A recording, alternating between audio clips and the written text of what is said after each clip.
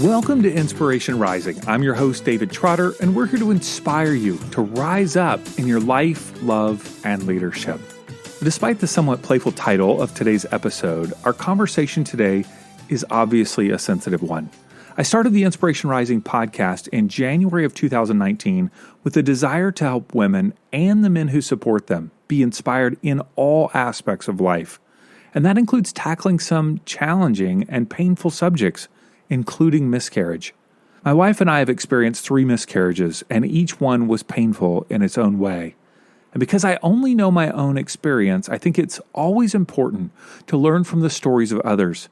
And today we have the opportunity to hear from Kelsey Murphy, a business and life coach, as well as the host of the Whiskey and Work podcast. When I was approached about having her on the show, I knew I wanted to give her the opportunity to share her miscarriage story in the hopes that it would benefit you, our Inspiration Rising listeners, as well as your friends. In this episode, you'll learn the 3 options Kelsey faced when a heartbeat wasn't found, how she and her husband processed the loss differently, what she did and did not want to hear from others during the grieving process, and why she doesn't suggest sending flowers to someone experiencing a miscarriage. Now, before we jump into this conversation, I want to remind you that our next 8-week session of the Launch Your Life online course and coaching experience begins on January 15th, 2020. If you're feeling stuck, unmotivated, struggling with your purpose in life, or just need a framework to help you clarify and accomplish your goals, I want to invite you to check out insporising.com/launch. Students in my Launch Your Life coaching program experience tremendous breakthroughs that empower them to take their lives to the next level. Whether you've gone through a separation or divorce and you're trying to figure out what life's going to be like, or maybe you've hit a health crisis and you're making a comeback, or perhaps your kid has gone back to school or college and you're reevaluating your identity. Or maybe you just dread your job and want to do something with passion and purpose. I want to invite you to check out the Launch Your Life online course and coaching program at insporising.com/launch. That's insporising.com/launch. And if you register by December 1st, 2019, you'll receive a $400 discount off the retail price. All right, let's jump into my conversation with Kelsey Murphy. Well, Kelsey, thanks so much for taking some time to hang with me today. I really appreciate it. Oh, thanks so much for having me on. I'm so pumped to be here and have this conversation. Yeah. Well, it is obviously a very sensitive conversation, and I really appreciate your vulnerability of being willing to share it, not only with your audience, but also ours as well. But take me back to 2018, to the moment when you learned of your pregnancy. What was that moment like? Were you trying to get pregnant? Were you not? Like, did you already have kids? Take us through that moment. Yeah, that's a great question and a great place to start, actually. We did have one kiddo already, a little girl, and we were enjoying her and trying to enjoy our time with her as much as possible before saying, okay, are we really ready for 2? Because we've heard that 1 is like none, 2 is like 10, So How old was she at the time? She was about 2. Cool. Yeah. So we were very careful about waiting and deciding when we wanted to try, but we both had kids older, right? So we're both older and we knew that kind of our window was closing. So when we decided was actually, we took a trip to France, my husband and I did, for about 2 weeks. And it was very terrifying for us to leave our child at home, but it was his very best friend who is going to get married out in France. And we were like, we have to do this. We only have one kid. She's very young. She probably won't remember. This may be kind of like a final scar her. Yeah, exactly. This is our chance. The window's closing. So we were like, okay, let's do it. And we had talked about starting to try on that trip in France. This is going to be our big thing, okay, we're doing a big trip, and we're going to start to try when we're out there. So it was very fun, right? Very adventurous and fun and exciting on paper, right? And we went and we started trying in France. And then we came back and we found out we were pregnant. And by the way, can I just say that, like, that whole metaphor of like, we're trying, like, we know what you're doing. Like, that's just awkward. Okay, that's just awkward. Just to be awkward here, okay? I know, right? We're in France. We're trying. I know. Okay, awkward visuals. Yes, I know. It's amazing when you meet strangers and you have the conversation like, "Oh, are you trying to have kids?" It's like, I legit met you 20 minutes ago and you want to know about my intimate life. Okay, that's okay. I see where we're going. Like, it's become normal almost. Yeah.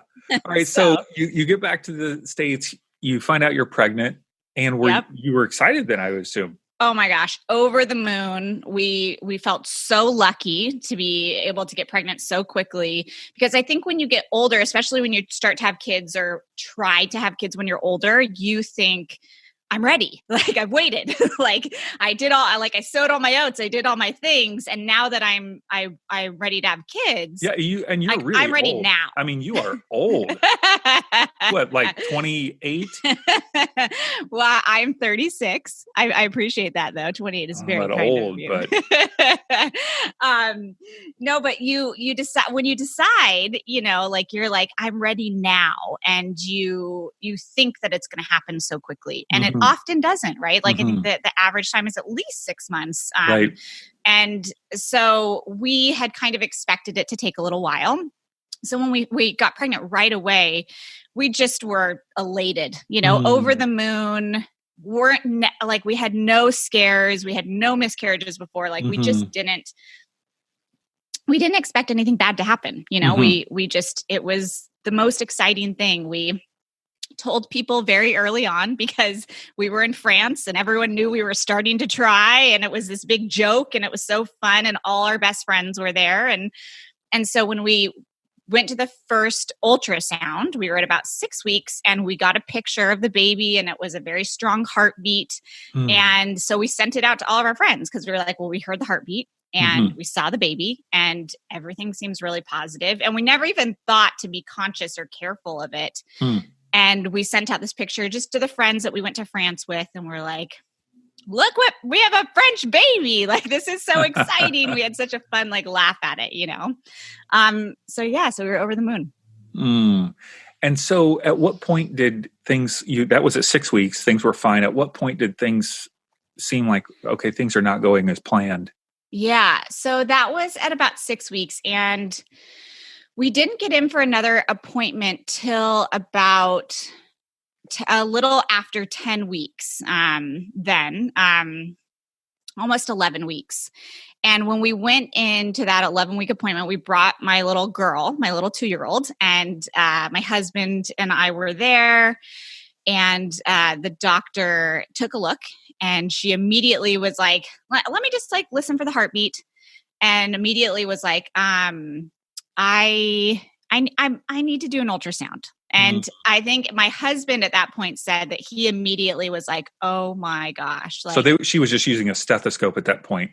Yes. Yeah. Right. She was using a little Doppler, Okay. Yeah. So she was using a little Doppler trying to find the heartbeat. And she was like, maybe the baby's hiding, or, maybe it's, you're really small. Maybe the baby's really small. I don't, let me just do an ultrasound instead. So she pulls the ultrasound machine in, and she does ultrasound, and then she just kind of stops and says, this is not looking the way I want it to look. And I immediately knew. My husband, I think he knew probably 10 minutes before that, when she couldn't find it, the heartbeat. And my sister and a lot of other friends of mine have gone through miscarriages. So it wasn't an absolute shock, as in, oh my gosh, this could never happen. But I think that you just never think it can happen to you. Right. We have this idea that that these things happen to other people, or it's the exception, when the statistics are pretty high. There's a significant chance it could happen to you. And right. We just never went down that route, so we really didn't prepare that much for that. So when she had said that, I was about 11 weeks. And, like you're almost at that 12-week mark, which is like, you're in the safe zone at 12 weeks. And what she had said was actually that the baby probably had stopped growing at about 7 weeks. So that was really hard for me to hear, that I had that baby inside me for the last 3-4 weeks. Right. And I was also very sick. That was also like the worst part about it, is I was throwing up every single day. I was incredibly sick, and I was growing. My belly was growing because it was my second pregnancy, right? So it's like your belly pops a lot faster. So I was having all the normal pregnancy symptoms, and everyone always says, "Oh, you're sick. That's such a good sign," where apparently it wasn't a good sign for me. Apparently my body thought I was pregnant. So it was reacting as if I was pregnant. So I was getting all the really crappy symptoms of being pregnant, while then finding out that actually for the last 4 weeks, you haven't been pregnant. So that was a big shock to my system. It was like, oh, wow. Like I almost feel kind of like tricked. Like I thought that this was going on in my body, and actually this has been going on.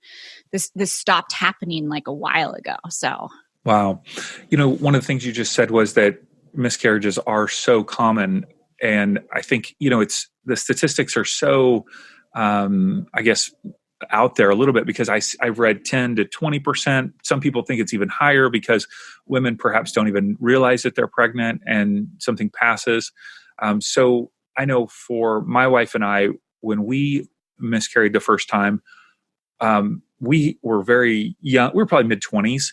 And we had already had our daughter. And so it was our second pregnancy, and we had not been around a lot of people that had miscarried.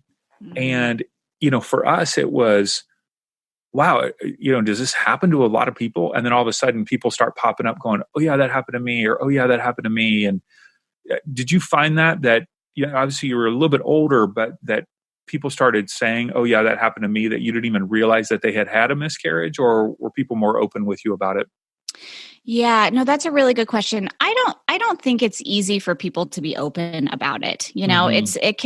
It really can be a devastating experience, and it's a loss, and so it's something that people have to grieve. And then when they finally move on from the grief, they have to give themselves time to then be able to speak about it. So often when you're hearing about people's miscarriages, it's much later after they've gone through them and they've had time to process them and they're comfortable speaking about it. And even at that point, it's not something where you want to raise your hand and be like, hey, this is dinner table, conversation. So I didn't know a ton of people, but I think because I was a little bit older, my sister had gone through one, and she was very private about that as well. I probably only knew about it because I was her sister. And a few of my best friends had gone through them. So they had confided in me, and their best friends of best friends, because we were all kind of in our mid-30s, had experienced them as well. So I was lucky in the fact that I'm by nature an oversharer and very transparent, and I think I'm very vulnerable, and I think that breeds vulnerability, right? So when I get vulnerable about whatever it is that's going on in my life, like my relationship with my husband, or some hard moments I'm having with work, or whatever it is, when I get really honest, I think people feel the safety of being honest as well. And so I think that I can kind of facilitate those conversations to go a little bit deeper. So maybe because of my personality, I felt like I had a couple more people come out. But once I went through the miscarriage and I was very vocal about my miscarriage, oh my gosh, the amount of people that have come to me and told me that they've gone through that, or that they're going through it in that very moment. I've had so many people, like I will literally get daily emails or daily DMs from people being like, I am in the middle of this right now. Like, thank you so much for sharing your story, or, just thank you for opening the conversation. And I think that it's a tricky one, because while I do want there to be a lot of openness about it, and I do want people to be able to talk about it, I also want people to know that you don't have to, like it is a grieving process. And if you're not comfortable talking about it right away, like, don't feel like you have a duty to speak about it, but know that there are so many other people going through that, and the community that you can feel and the connectiveness that you may need during that time is 100% available, The whole pregnancy conversation is so sticky. It's everything from, okay, don't ask if somebody's pregnant, right? And then like my wife and I, we tried for a couple years before we got pregnant, and every baby shower was just a tear fest for her. It was just so brutal. And so you want to celebrate, but then at the same time, you're sensitive to those who can't get pregnant. And then, sometimes then when you are pregnant, some people want to share every possible problem that they have experienced. You know what I mean? Every single person that they know that has had a miscarriage, and then you're at home freaking out going, oh my gosh, it's a sticky thing, but it's so tricky. Yeah. But I think that the vulnerability is so powerful, like you said. So you're in that doctor's office, you've been given this information. What's next for you? Like, what's going through your head? Did they offer options at that point? Take me through the next steps. Well, that's the crazy thing about, we had been through one pregnancy. And so we kind of assumed we knew the ropes, like we knew what we were doing. Like definitely your first pregnancy and your first kid, like you have no idea what's going on. Everything's very exciting. Like every week you like, you're like, what's happening in my body this week? It's so, and you learn a lot, like, because you're very absorbent and you don't know anything. It's brand new. And so when we got pregnant with the second, for us, it was kind of like, okay, like we know what's going on here. Like we don't have to prepare for these doctor's appointments. We're just going to show up. And we did. And what I didn't realize was like miscarriages are not black and white. Like they are not like, oh, you've just miscarried, here's what we do next. There are so many different options of what you can do next. And so many different things happening inside your body, and based off what week it is, or, like what's going on with the baby, or what's going on with the sac, and like everything, that they give you so many options. And what's crazy is you just heard that this baby inside of you is no longer viable. And then they're giving you 3 or 4 options as to what to do next. You're just like, I can't even hear you right now. That is just spinning. Yeah. Like I can't take in any information. And we loved our doctor. We still do. So we were very lucky in the fact that we felt very connected to her, which I think is kind of a rarity sometimes. Not everyone feels that close with their doctor. So to have someone not only deliver such devastating news, but then also say, hey, here are your options, and we got to make a decision fast. Like you're closing in on a window where you're going to lose some of these options soon. So like, think about it, but call me at the end of the day. I'm like, I need to be able to breathe first. Like, hold on. I've got my 2-year-old sitting here next to me who's been like kissing my belly, my growing belly, for the last 3 weeks, and saying goodnight to the baby every time I put her down to sleep. Like, I don't even know where to go. And now I have to think about how you're going to physically remove this from my body. It was really intense. And also, I'm a highly emotional person and highly sensitive, but I'm also very pragmatic. So both of those, I think, they weren't reconciling, right? They were both fighting to be heard. So part of me was trying to allow the emotions to happen, and the other part of me was trying to allow my logical brain to kick in and say, you have to make a decision. And I think I went into very much a mama bear mode in that moment, and was like, I need to decide what to do for my next baby. Like, I decided right then and there that we were moving on, and we're so lucky we got pregnant. We're so lucky we have one child. The idea of getting pregnant is something that I don't feel like I have to be so nervous about. And that alone is a blessing. Like, I feel like I've seen so many people struggle to get pregnant. So the fact that we were able to do it so quickly and we already had a kid, that was what I was choosing to focus on. And so I was like, if I focus there, my next place to focus on is that I need to take care of my body for the next pregnancy, because we're going to try again. Like, we definitely want more than one kid. Like, so I don't know when we're going to try, and I don't know when I will be emotionally ready to try, but when we do, I need to have my body prepared for that. So then I just instantly went into what is the best route to like take the best care of my body. Before we continue the conversation, I want to ask you a quick favor. If you enjoy the Inspiration Rising podcast, would you be willing to share it with a friend? One of the primary ways that people learn about podcasts is by hearing about it from someone they trust. So if you're inspired, motivated, and empowered by what you hear on the show, tell a friend to open up their Apple or podcast app, even Stitcher or Spotify, search for Inspiration Rising and click subscribe. You'll be helping your friend and helping us spread inspiration to more and more people. It sounds like they offered you several options. Would you mind just briefly, you don't have to get into all the medical details, but just the three options that you were given for someone who's listening that perhaps hasn't gone through this so that, they're informed. Yeah, of course. So I was given the option of letting it pass naturally, right? Which is just basically like your body will quote unquote expel it. We don't know when. We don't know how, and that could take even weeks then. Oh yeah, absolutely. And I had this in my body for the last 4 weeks and it hadn't kind of expelled it yet. So they were like, you can wait and we'll just keep checking in weekly to see if it does it naturally. Which I was like, well, can I get some more information around that? Like, what does that feel like? What does that look like? But they had not a ton of information, right? And I didn't have the wherewithal to ask all of those questions, nor did I really want to hear the details at that moment, but that was the first option.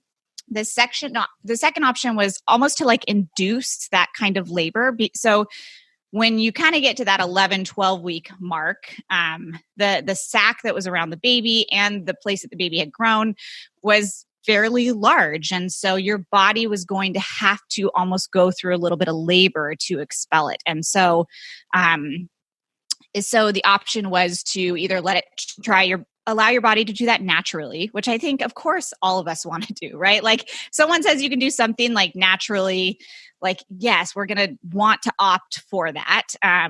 The next option though was to induce it. So to give, to take some pills or to insert some things into your body that would help you to, speed up the process. Okay. But it would still be kind of passing it naturally. It'd basically just be like if you were to induce labor. Mm-hmm.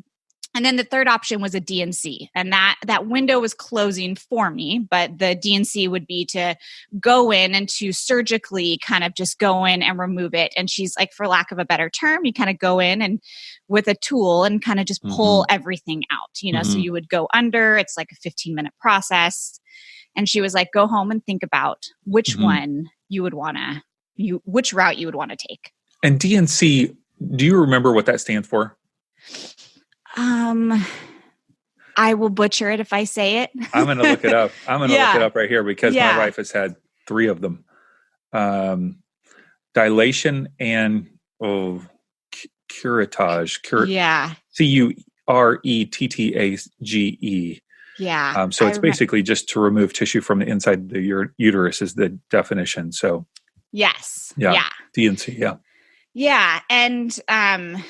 And so when presented with these, they're very different options. Like one's a surgical option, one is naturally to let it pass. The doctors have no information as to which one really is better for you. So, and what was so interesting was because I was almost hitting that 12-week mark, she was kind of looking at me being like, does one of these sound better than the other? And I'm like, I'm so sorry. I can't answer that for you right now. Like, how much time do I have? Because I don't know anything about these options that you've given me, at all. I don't know what a DNC really entails.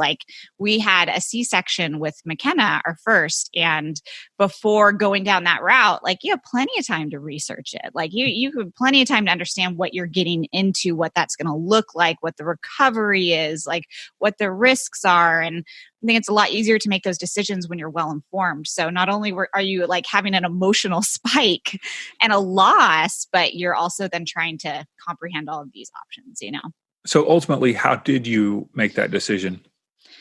Well, we left the office and she had said, get back to me as soon as you can. If you're going to go the DNC route, we're going to get you in as soon as possible. If you're going to go the other routes, I just want to be in contact with you and monitor it, and just because you're so kind of late in the process. So we left, and I remember just sitting outside of the doctor's office with my husband, and, my daughter has no idea what's going on.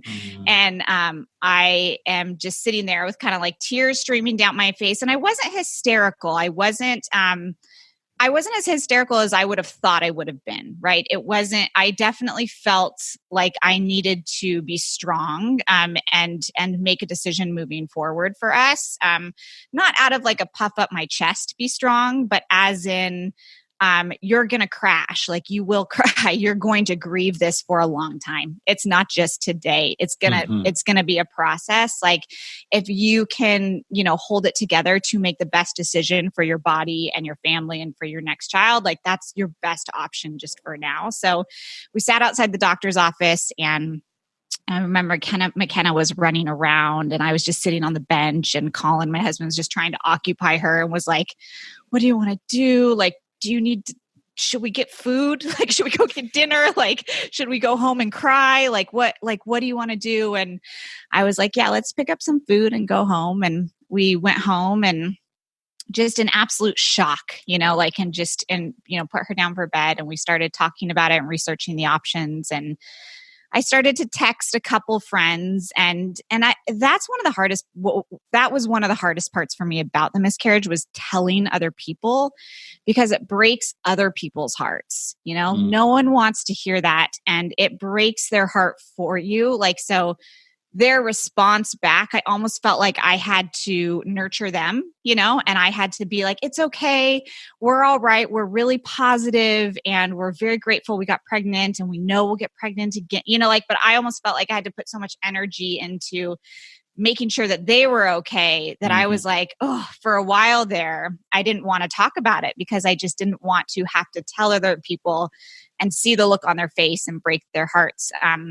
Which is, a very natural thing, I think, for people. Like, they love you, they Right. don't want to see you in pain. But I texted a couple people to get some information, like, "Hey, I know you went through this," or maybe a friend went through this. And so some information started trickling in. And I will tell you, the decisions I made every single decision. I decided at first, we're going to pass it naturally. That's it. And then I started to read up on like what would happen if it didn't pass naturally, and how long it could just be inside my body. And then the process, if you missed the D&C cutoff time and it hadn't passed by then. And so the more I talked to people, they were like, "You don't want to wait. Like, you could be waiting a really, really, really long time. And the longer you wait, the longer you can't start trying for your next pregnancy." Okay. So then we decided we were going to put the prescription in, and we were going to help induce it. Right. So we call and we say, "That's what we're going to decide." And she's like, "Okay, great." And then I start hearing stories about what that's like. And people just start talking about how that is like the most painful, horrific experience they've ever had. And like, if you ever have the option between that and a D&C, like, absolutely do the D&C. And I think this was like over Labor Day. The prescription was in, I had it. I decided not to take it. And it was like a Friday. And I was like, "Okay, we're just going to do the D&C." And my sweet mom, was just like, "Just do the D&C, like, just take care of it. Like, I want you to be able to move on. I want, like," she was just like, "Don't prolong this. Don't go through that pain if you don't have to." So I was kind of reluctant to do the D&C, because I had a C-section. So there was already scar tissue in my body. And I knew that it was just going to create more scar tissue. So I was trying to avoid it if possible. And then just the more and more information I collected, the more I heard, honestly, the D&C is so safe, and it's so minimally invasive, and they can do it in a way that just makes this grieving process a little bit easier. Like, it's done, you can move on, which all still sounds horrible, right? Like, but so I'm desperately now on Friday trying to call my OB's surgery scheduler and get in as soon as possible, like for the next Tuesday or whatever it is, to get on her schedule for a D&C. And I couldn't get a hold of her. She had left for the weekend, because it was like, Labor Day weekend or something. And she had left, and she was on vacation, and her surgery scheduler was leaving, but she was still in the building. So I was like trying to track her down, and like all of a sudden felt this panic, like I have to get on the schedule. I have to get on the schedule. It was almost like I just needed that kind of closure. Right. I needed to know what was going to happen. And so I finally get a message in, and they're basically like, listen, we can't put you on the schedule without the doctor's approval. We can't get a hold of the doctor, but this is a priority. Like, we're going to call you first thing Tuesday. Like, we're not going to leave you hanging. Like, trust me, like, be prepared to come in Tuesday. We can help you out. And I was like, okay, all right. And so what was interesting was that weekend we were planning to go up and see my husband's family up in the Bay Area, and we left and we flew up there, and the second we landed, my body started to pass this. I started to bleed, and I was like, wouldn't that, of course, just happen? Like, you spend so much time trying to organize and project manage like your life and your body in a pregnancy, and your body's like, hey, I'm going to do my thing. You can project manage all you want, but like, this is out of your control.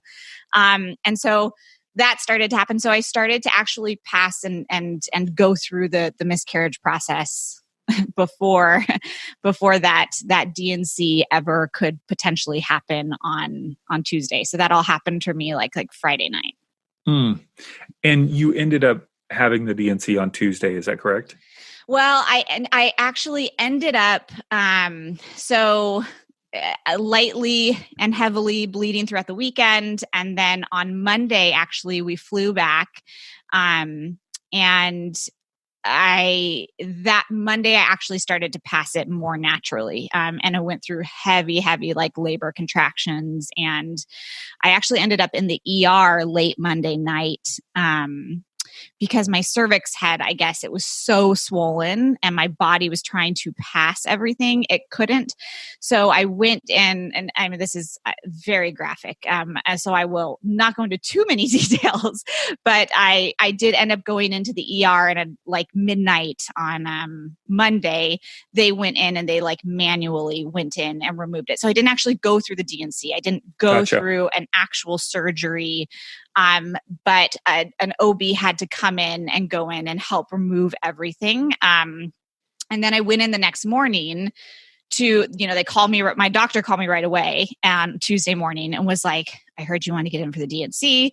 I'm seeing ER reports last night. Like, come in.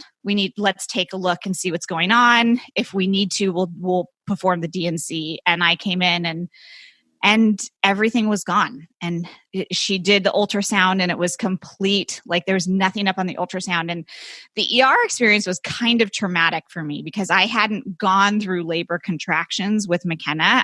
It was a scheduled C-section. So I didn't know how intense labor contractions were. Like, I did feel like when I went through the C-section with McKenna, I kind of like missed out on a rite of passage. And I feel like I got that now. And I have so much love and respect for people that go through intense contractions, because it was literally to the point where I was in the back seat of the car with my husband driving to the ER, where I was just hysterical and like, oh my gosh, like this is straight out of the movies. Like, you can't move. It's so intense. The contractions of your whole body, like you can't breathe. They're so intense. And so it was a little bit of a traumatic experience, like going to the ER and having everything happen.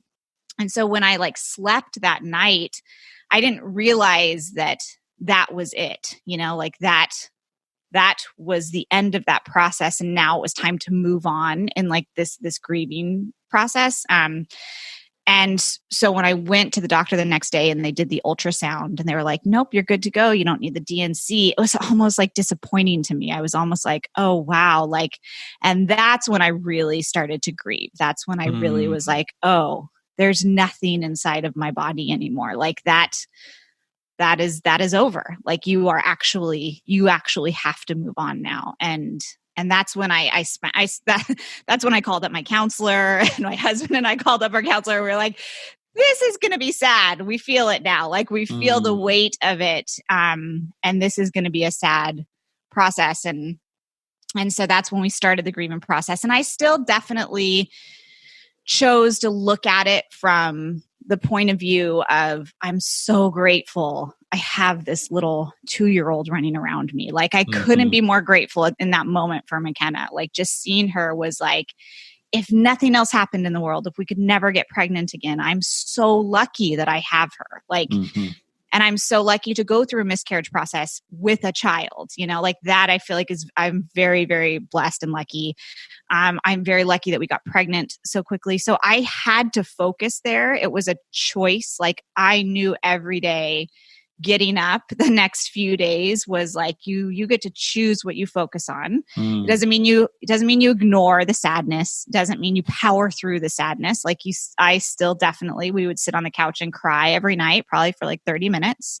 And then we would move on. We'd be like, this is horrible. Like, this is so sad. And then we would focus on her and we would focus on us and we would focus on our time together, and he would pour me a glass of wine and we'd be like, we can do this, like we have each other and so many like great things, but it was a process. For sure. When we had our second miscarriage, I was actually in the Grand Canyon with a friend, and my wife was with our daughter, who was several years old, in Santa Barbara with visiting a friend. And I got a call at like around midnight or something like that, maybe 2 a.m. And it was from my wife's friend saying, she's having a miscarriage. You need to come right away. So I'm in the Grand Canyon. She's in Santa Barbara. I have a friend who lives in Costa Mesa, Orange County. If you're not familiar with the geography, listeners, those are not close together. So we literally drove through the night back to Costa Mesa, and I dropped him off. And then I drove straight to Santa Barbara to be with my wife.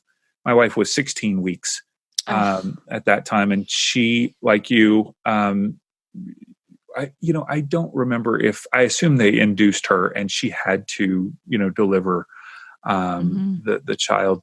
And so I think the thing that is so confounding in a lot of ways is the ways that the husband or partner deals with the situation versus the woman. And, I think when you're in that situation, there's a tendency maybe to feel like, well, how should I feel? I should be feeling this. I should be, like, how did your husband right? It's just one experience, right? It's not the right way. It's just like, how did you guys, how did he feel? Did he feel it? Was he more just there with you, but he didn't feel it necessarily? Like, how did he walk through that process with you? Yeah. You know what? That's such a good question. And it was such an interesting experience for my husband and I, because my husband and I tend to be on the same page with a lot of things. Like we enjoy life in the same ways. We have very similar humor. We find the same adventures fun. We both are on a fantasy football team together. We do a lot of similar things. Like we follow a similar path and we react to things very similarly. And I think this was the first time in our relationship where we reacted so differently and we had such different experiences. And I wasn't expecting that at all. I just expected, as normal, like we would have the same, we kind of bounce off each other, be slightly different, from a male and a female perspective. But for the most part, we would go through the similar, process. And we didn't at all. And, it was harder for both of us in different ways, but I think that I was maybe a little bit more prepared for it because as a woman who wants to get pregnant, like I'm thinking about that all the time. I'm doing tons of research on it. I'm talking to my girlfriends about it 24/7, right? Like it's very front in my face. Like I know every month we don't get pregnant, like I know the statistics of what's happening, like I'm calling up my OB and asking her. And so those things just were very front of mind for me. And I also am a little bit more of an oversharer than my husband. I'm a little bit more, I connect with people by sharing and by talking about things. And while he's highly emotional, he is such a high emotional intelligence and he is a fantastic communicator. He also he does like a level of privacy, and as we went through this, because the grief I think was a little bit harder for him at the time, it was a little bit more unexpected, and people do say this sometimes when you have a child. And this is your next you miscarry after you have a child, that miscarriage feels very much like your second child. Like it is not just a baby or a fetus or a 12-week. It is a child. Like you've already envisioned what life is going to be like with your second child. And I probably didn't let my brain go that far. Like I just probably in self-preservation mode hadn't quite gone that far. And I think he probably had gone a little bit further than I had. So the grieving and the devastation, I think for us was different levels. And the way that we were working through it was very different. So when I would talk about it, he was like, I want you to do what you need to do. Like, I want you to talk about this if it's helpful, but I don't really want to talk about it, which for me was shocking because he's so communicative. Like we talk about everything together. Like I'm very lucky in the fact that I have a husband that will talk that much with me about things. And he was like, I want to go through this process in a healthy way. And we were like, we'll go to some therapy sessions and make sure we're creating space for each other and staying close and connective and supportive during this. But he's like, I don't want to talk about it in the way that you are talking about it. And I was like, I'm so glad you're telling me that because I would never have guessed that. Like we'd be talking about this every night. Like if I didn't know that from you, like I would, because he's so supportive. So when I would cry or I would tear up, he would be like, how are you feeling? Do you want to talk? What do you want? What do you need? And he's very selfless like that. So he'd say, what do you need? When the whole time I didn't know in the beginning that really what he needed was just a little bit of space from it. He needed a little bit of space to kind of grieve and to move on a little bit from it. And that grieving and that space and that moving on, he was just doing it in a bit of a different way than I was. So I just thought that was so interesting. I never would have expected that. And it's hard to know how two people are going to grieve when you've never gone through a loss like that before, Right. That is so good. Yeah, that's so powerful to just be able to talk with each other about what is going on, what each other needs, not assume that, a certain way. I know for me, I actually probably had, I don't want to say opposite, just different, in that I was so concerned about my wife. And, once again, like, how are you doing? She was feeling all of this, huge amounts of loss.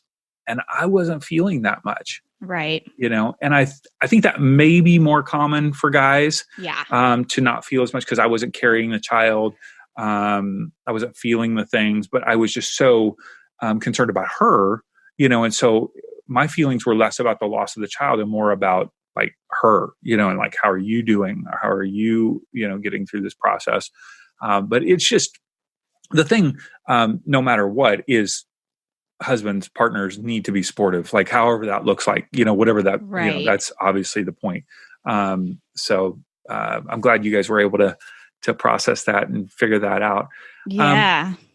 For men and women who haven't gone through the process, what would you encourage them to say and not to say, or to do and not to do? Because that's, I think so many people are just like, I don't even know what to say. I'm sorry. I'm sorry. Right. Like, what would you suggest? Yeah. Oh man. There are no, I feel like I'm definitely not an expert in this. And there, please don't take my advice and run with it. Maybe what you didn't want people to say to you, or maybe what you did want people to say to you. Yeah. I think, what's so interesting about,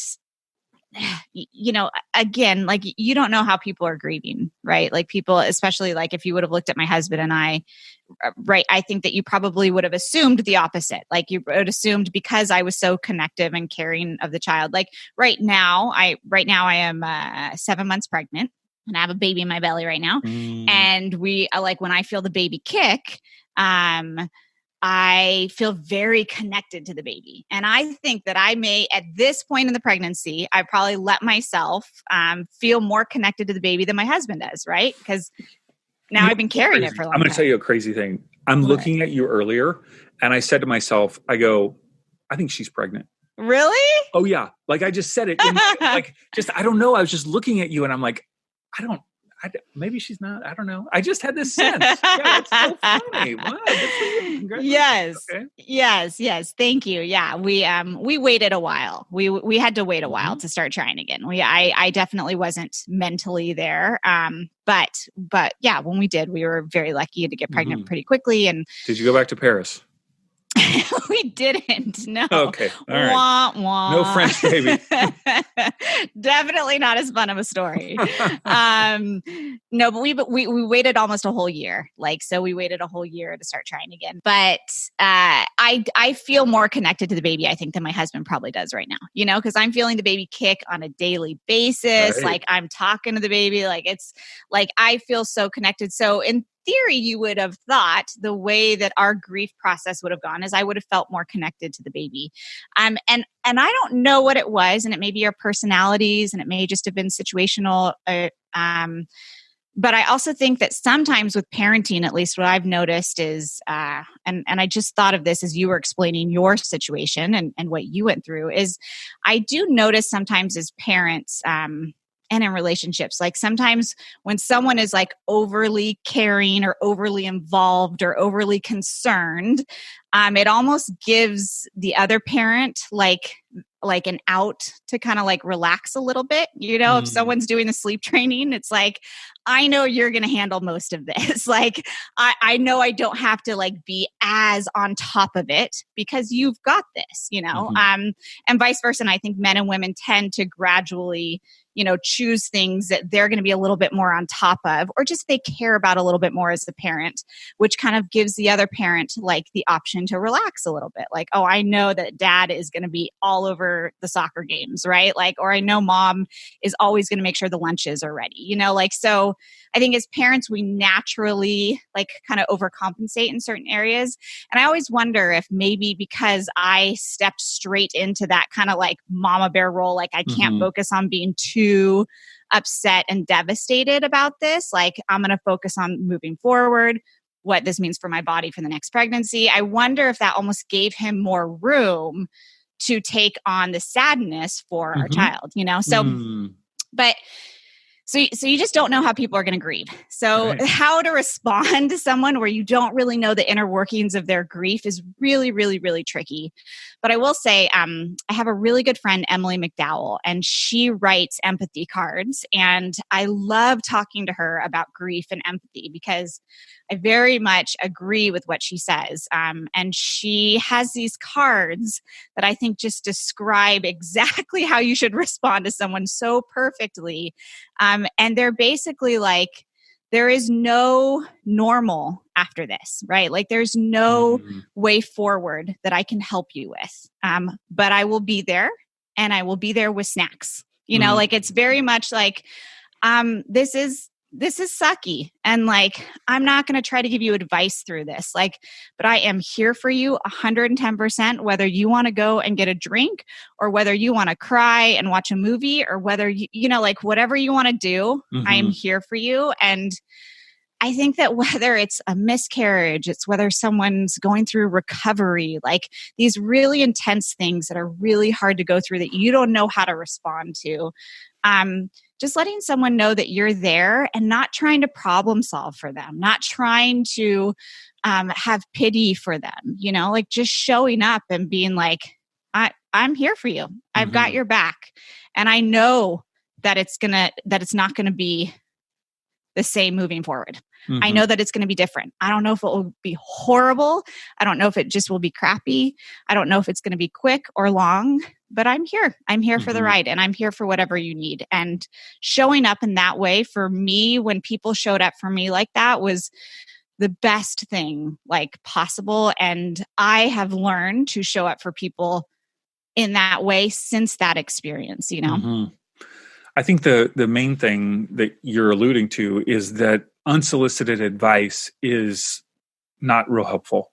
Yeah.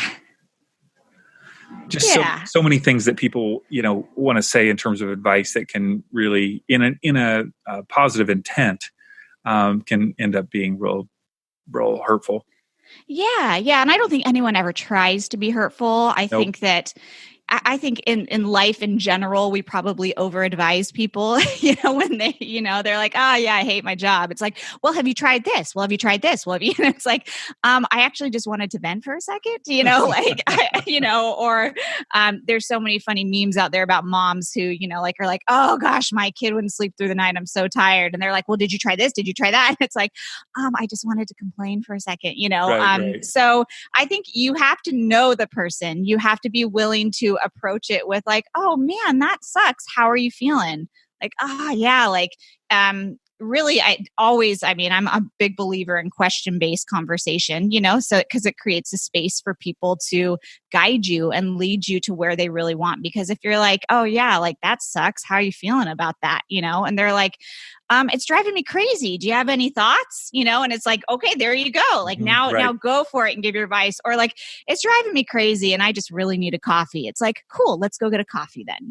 Like you can really, I think, create that space for someone to come to you with what they need. But if you can't get there, if you naturally want to go into advice, like I would say, like, take a step back, like just think about creating a container of space for people and letting them know, like, I am here for you 110%, whichever way this coin falls, like whatever you need, like I am here. Like that, I don't think anything else could be more valuable than saying that, I know you said the one thing that you did not want was flowers. Why is this? Gosh. What's wrong with? I love flowers. Oh my gosh. My husband and I, we crack up about this now, but at the time, because no one knows what to do and you have such loving support, right? But then they send you flowers and you have these beautiful flowers like sitting on your counter and you're like, cool, those are my miscarriage flowers. Like, it's just like a constant reminder, like that these beautiful flowers are going to like remind you of the sympathy of your miscarriage, where you're like, I don't really want to think that. Like one of my very best friends sent me one with like a mug. It was like a mug with flowers in it. And so we like eventually threw away many of the flowers right away. And then we were like, well, we have this mug. Should we save the mug? He's like, are you going to drink coffee out of your miscarriage mug? No. We're going to toss that. So it's like so good intentioned. And I can laugh with all of my friends about it because they love me so much. They had no idea what to do, right? They're at a loss. And I probably would have done the same thing. Like, but I'm like, maybe you could send food, like maybe you could send, wine is a little tricky because it's like, some people are like, well, you can drink now. And it's like, no. We're not there yet. I can't wait till I celebrate the fact that I can drink and I can get to that place. So, like a card, like I love Emily's empathy cards, like just a card, just being like, this sucks. I am here. Like, let's go to a movie, or a text or something thoughtful that's showing up for them in a really meaningful way. But yeah, I would avoid the flowers. Well, I do want to point people to, and I'll link in the show notes to the episode where you really went into detail in terms of the medical process that you went through the miscarriage. And that is definitely I don't know about a trigger warning. It's a queasy warning for sure. You definitely There's a lot of details in there. There's a lot of details. Yes. It's very informational. It's very informational. And I want to make sure that people have access to that. So we'll link to that in the show notes. But as I mentioned in the intro, you are a career strategist, you're a coach, and you obviously have your own podcast, which we will, point people to that, the Whiskey and Work podcast. But I also want to make sure that people have access to a planning tool, and I've downloaded it. It's great. It's very detailed. Tell us about this free planner. It's a business planner. Why would it be helpful for someone? Yeah. So it's funny. With the miscarriage and, with learning how to be a wife and learning how to be a mom and learning what I want my life to really look like in adulthood as we start to move forward. I I spent a lot of time trying to figure out what that meant for me with work. I wanted to create a lifestyle where I could really be home with my kid and I could show up at her field trips whenever they, were available. And I was the mom that could take her to school and pick her up and then also have time for myself to be there for my husband and to cook him dinner and to iron his clothes and to do all these things that I had always envisioned I wanted to do. But as I got older, I also realized I really like my career, and I really love working and I love having that thing for myself and not just any career or hobby on the side.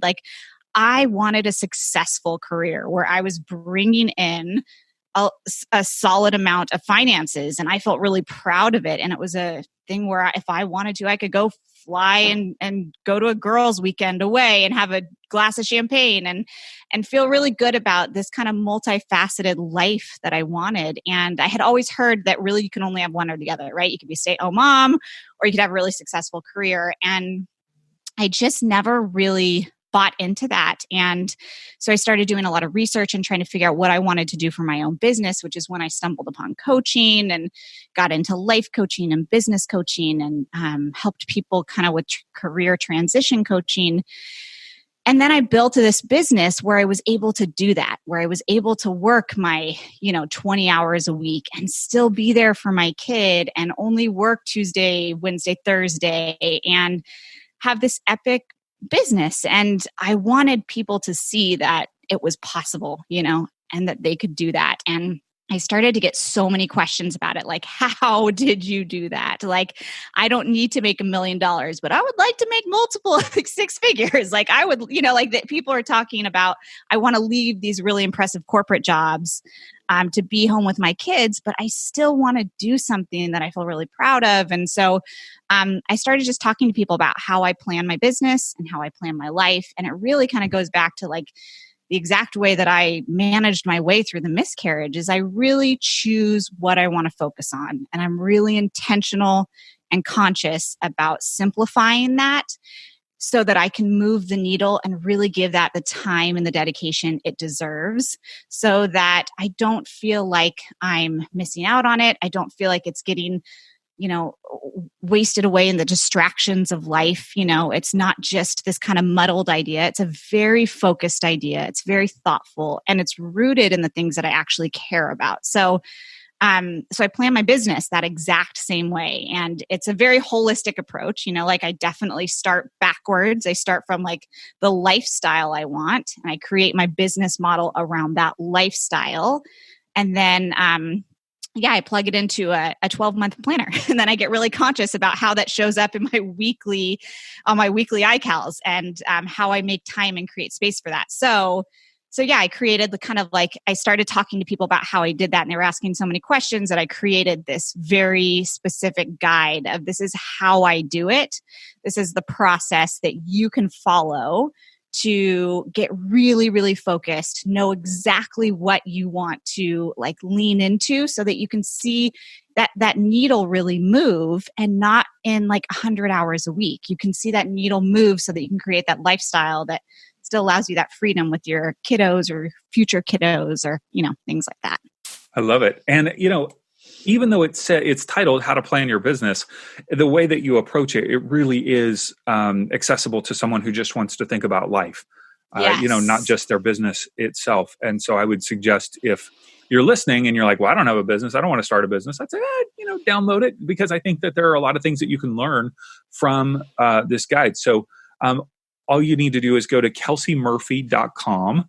KelseyMurphy.com, and then there's a black button right in the center that says Free Planner, and you can download it, and it's quite easy. And of course, we will link to your Whiskey and Work podcast as well, so people can check that out. So, Kelsey, thank you so much just for being vulnerable and sharing about your experience. And I'm so excited that you're pregnant again. That's super fun. And McKenna will have, do you know boy or girl? Are you waiting to find out? It's going to be another girl. It's going to be another girl. Okay. Yeah. Super fun. Girls know. are great. I know. My daughter is 20. And so she's awesome. So yeah. I love it. Well, thank you so much for having me on. I love the conversations you're facilitating. I think it's really important work that we're doing out there. And the fact that you're creating this space for these conversations, it's scary to have these conversations, whether it's about miscarriage or it's about anything else that's a trying thing in life that we're trying to figure out how to move through, and we're dealing with our own insecurities and our own confusions. Navigating those waters is really tough. So I love the work you're doing. I love that you're opening up that space, and it was an honor to have this conversation and be here. So thank you. Well, I hope you enjoyed my conversation with Kelsey, and I want to encourage you to share with a friend who has gone through or is going through a miscarriage. My desire is that this episode would be a source of healing and hope to hundreds of women. And by the way, if you're interested in connecting with other listeners of the podcast, join the Inspiration Rising Insiders private Facebook group by going to insporising.com/insiders. It's a great way to be inspired and stay up to date on all the things going on with the show. All right, until next time, have a wonderful week.